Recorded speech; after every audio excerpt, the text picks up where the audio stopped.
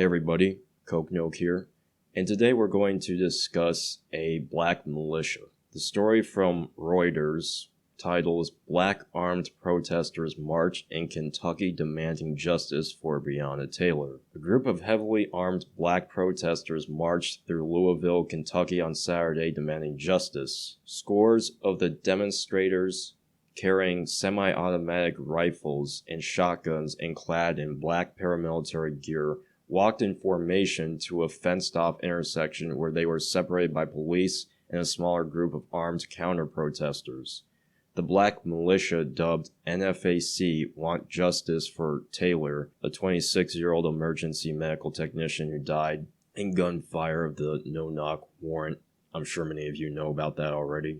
The leader of the NFAC group, John Grandmaster J. Johnson, called on officials to speed up the investigation into her death and to be more transparent. Quote, "If you don't tell us nothing, we going to think you ain't doing nothing," unquote, Johnson said in his speech, according to the Louisville Courier-Journal. I'll provide the links to these articles in the description like I always do. But notice here how Reuters in this particular article does not include the details about this group. It doesn't even include their actual name. NFAC stands for Not Fucking Around Coalition, which I like that name, by the way. I don't like this group, but I do like that name, Not Fucking Around. But anyway, this group is a black militia group that wants a part of the United States just for black people. They are a black supremacy group. There's another article here from NewsThud, and this was posted early July, and they basically reported about this interview that was done between Grandmaster J and this, I'm not sure if it was a journalist or someone with just a iPhone, but it was posted on Twitter, and the article goes as this. In this clip, Grandmaster J is asked about what he sees as a solution after he describes a new black nation.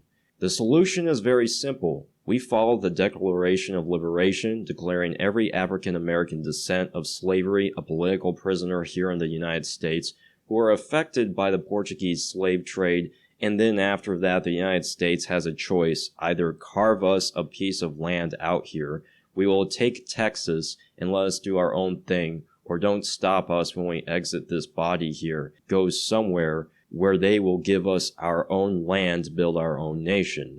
We don't want to talk no more. We don't want to negotiate. We don't want to sing songs. We don't bring signs to a gunfight. We're an eye for an eye organization. So when they decide to act right, we'll act right, and we'll do it legally. And then there was another video where Grandmaster J said, I'm going to say this one time and I mean it. Fuck Black Lives Matter. We don't fuck with them. We don't talk. We don't sing. We ain't trying to overcome. We ain't trying to hold hands with you no more. We don't give a fuck about your rainbow. This is for black people. We can't never have nothing to our damned self. So we're going to have this to our damned self.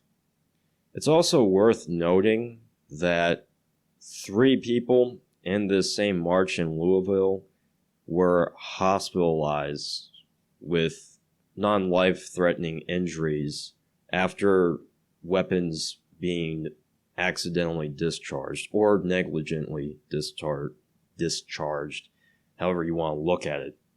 Which is fucking hilarious, by the way, because in another part of the interview, Grandmaster J, by the way, doesn't that sound a little familiar?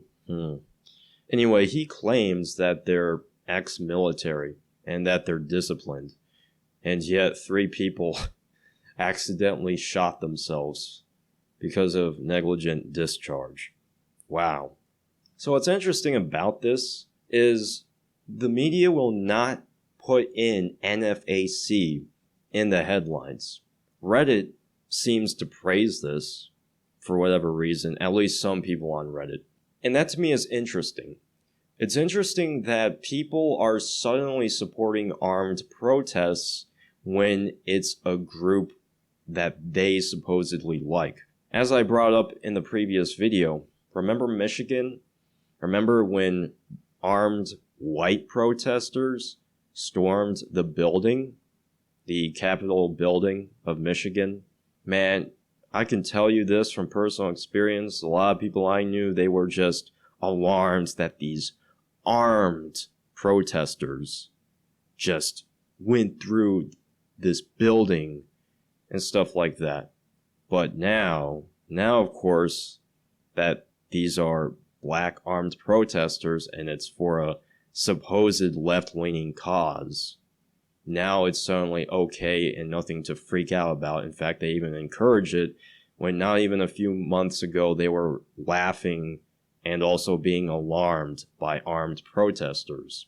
And the fact that people will switch on how they feel about armed protests just based on what the protests are about is fucking hypocritical in my opinion. It's the same thing with protesting during a pandemic. When the people in Michigan were protesting, everybody was like, stay inside, you dumb rednecks with guns. Also, something that's worth pointing out here in this article from Reuters, this is almost the first time I've seen a journalist say semi-automatic rifles as opposed to assault-style weapons. I like how they use accurate phrasing to describe firearms when they're black armed protesters but not white armed protesters, or in general. In general, the media loves to coin these phrases as assault weapons. First of all, what does that even mean? Any weapon can be an assault weapon. It's just a political term to make non-gun owners be scared of guns by having the word assault. Anyway, as I was saying, with Michigan, people were telling them, go back inside. Look at these armed rednecks. They want to go back to their daily lives. And I can understand the sentiment behind that, because some of them were just protesting like, oh, we want a haircut or some shit like that. Well, then if you confronted people with the fact of, well, some people are protesting because they want to go back to work, they're losing money, then the response I would personally get is, well, they should just write letters to official leaders and the elected representatives or whoever. Okay, what about for Black Lives Matter protesters? Shouldn't they be writing letters instead of being out on the streets? Not to mention Bill de Blasio basically allowed only Black Lives Matter protests as large gatherings in New York City. It's so hypocritical seeing people flip on issues to fit their own political narrative and their own ideology. It's also hilarious that these trustworthy sources, because I think a lot of people would consider Reuters to be particularly trustworthy, they don't go into detail about the group who's protesting with firearms. But I bet you, if they were white, they'd be all over this shit. They'd be telling every single detail that the leader of those groups has said. Because Reuters failed to mention that this guy wants to take Texas. This guy wants an entire state from the U.S. to be black only. This is a black supremacist group, people. Nothing less, nothing more. This is Coke Noke signing off. Thank you for watching.